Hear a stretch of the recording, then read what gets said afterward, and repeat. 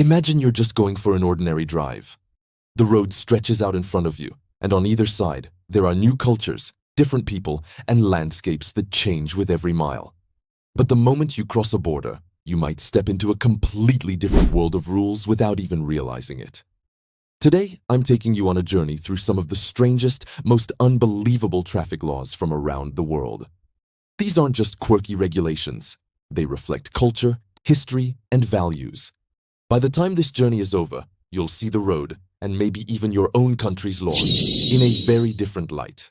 Buckle up, because this ride is going to be surprising, sometimes hilarious, and always fascinating. Traffic laws, in theory, exist to keep people safe. But in practice, the way safety is defined varies dramatically.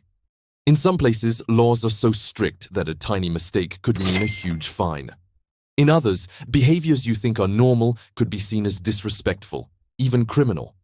And then there are the laws that seem so bizarre, you wonder if someone just made them up, until you see the legal code and realize, yes, it's absolutely true. Let's start in India.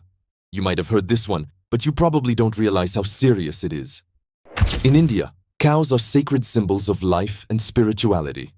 This cultural reverence is so deep that it shapes the country's traffic laws. If you hit a cow with your car, it's not just an accident. It's a serious offense. You can be fined heavily and in some cases even jailed. Imagine driving through New Delhi, where the streets are already chaotic.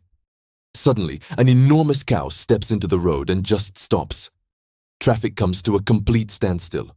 You honk once, maybe twice, but then you notice nobody else is honking. Everyone is waiting, quietly and respectfully. Because here, the cow isn't just an obstacle. It's a sacred presence. Lose your patience, and you could find yourself spending your vacation in a police station. Now let's fly thousands of miles east to Singapore, famous for its order, cleanliness, and strict laws. While many of us see chewing gum as a harmless habit, in Singapore, it's a crime. Why? Decades ago, the government found that discarded gum was sticking to sidewalks, trains, and public transport sensors, becoming a real problem for infrastructure. So, they banned it. Imagine being a tourist, chewing gum without a second thought, and realizing that something so simple could land you in trouble. A city where chewing gum is banned is a city where traffic rules are enforced with absolute precision. Run a red light, park where you shouldn't, or forget your seatbelt. And you're not just breaking a rule, you're breaking a principle that defines the entire culture. Order comes first. From Singapore's obsessive order, let's move to Germany's famous freedom on the Autobahn. Picture it. Endless stretches of smooth highway, no speed limit signs, and cars rushing past at 200 kilometers per hour. In most countries, that would be insane. But in Germany, it's perfectly legal. However, before you think it's a free-for-all, consider this. Running out of gas on the Autobahn is illegal. Yes, you heard that right. If you miscalculate your fuel and your car stalls, you get fined. Why? Because stopping on the Autobahn is incredibly dangerous. The logic is, if you run out of gas, it's your fault for not being responsible enough to prepare. This single law captures something essential about Germany: discipline, responsibility, and a refusal to tolerate carelessness. It's not about punishing bad luck. It's about demanding foresight. Speaking of strange punishments, let's take a detour to Russia. Here, there's a law that sounds almost comedic until you realize they were serious. You can be fined for driving a dirty car. Imagine you've been driving all day. It's been raining, the roads are muddy, and your car is covered in dirt. Back home, you might shrug and say, "I'll wash it next weekend." But in Russia, a police officer could stop you and issue a fine on the spot. Officially, it's about safety. Dirty cars often have unreadable license plates. But in practice, it also ties into the idea of public order and appearances. A filthy car isn't just your problem. It's seen as a reflection of society. So yes, in Moscow, you might need to keep your car as polished as the Kremlin's marble halls. Now, let's take the clean car obsession one step further in Switzerland. If your car runs out of fuel on the highway here, you're breaking the law, just like in Germany. But the Swiss are famous for their precision. Their trains run on time, their streets are spotless, and their clocks are legendary. So of course, they extend that philosophy to driving. A driver who runs out of fuel isn't just unlucky, they're irresponsible. And in Switzerland, irresponsibility has a price tag. Think about it. You could be driving past breathtaking mountains and crystal clear lakes, and then your car stalls, and now you're not just embarrassed, you're guilty. But if you think that's strange, wait until you hear about Japan. Here, there are even rules about where and how you wash your car. Yes, car washing can be regulated. Why? Because detergents and runoff can harm the environment, and Japan takes environmental responsibility very seriously. So if you decide to hose down your car in the wrong place, you could be fined. This might sound over the top, but it's consistent with Japanese culture, order, respect for nature, and doing things the proper way.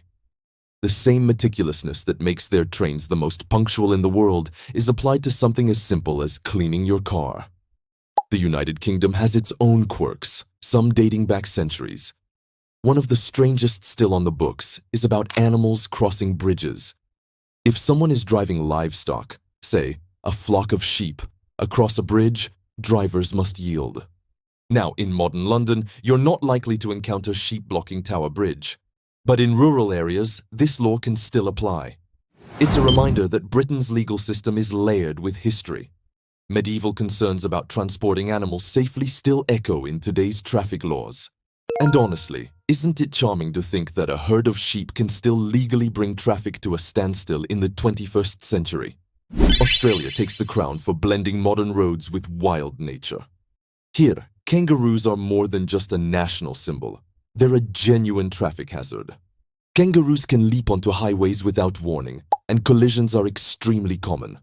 That's why traffic laws grant kangaroos the right of way. Hit one, and you're liable for penalties. This law is about safety, but also respect for wildlife.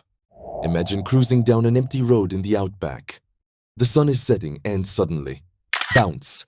A kangaroo lands right in front of your hood. You slam on the brakes, realizing that here, nature doesn't just coexist with human roads. It rules them. In Canada, it's much the same with moose and deer. Moose collisions are no joke. These massive animals can destroy a vehicle and take lives. So Canada has strict rules and entire campaigns reminding drivers to watch for them, especially in winter. The road signs with silhouettes of moose are not just for decoration. They are warnings the law expects you to take seriously. France offers a twist that's more about accountability. By law, every driver must carry a personal breathalyzer. The idea is simple. If you're thinking about drinking and driving, you don't need the police to check you. You should be able to check yourself. It's a fascinating approach because it shifts responsibility onto the individual. Rather than wait for enforcement, the law tells you, you are responsible for making sure you're safe to drive. The list goes on. In Brazil, seatbelt laws are enforced with incredibly heavy fines. In Egypt, donkey carts and modern cars share the same chaotic streets. In Kenya, even the volume of music in public minibuses has been regulated by law. All of these rules, strange as they may sound, are windows into different ways of life. They're not just about traffic, they're about culture. They reveal what societies fear, what they value, and what they want to protect. In India, protecting cows protects faith. In Germany, fining drivers for running out of gas enforces discipline. In Australia, yielding to wildlife shows that humans must adapt to nature, not the other way around. So the next time you sit behind the wheel in a new country, remember, the road doesn't just belong to cars. It belongs to history, culture, and traditions. The traffic laws you encounter may feel strange, but they're there because of stories that shaped the way societies function today. And maybe, just maybe, knowing these strange laws will do more than keep you out of trouble. It might help you understand the world just a little better. Thanks for joining me on this journey. If you enjoyed this, don't forget to hit that like button, subscribe, and let me know in the comments which of these laws surprised you the most. See you in the next video.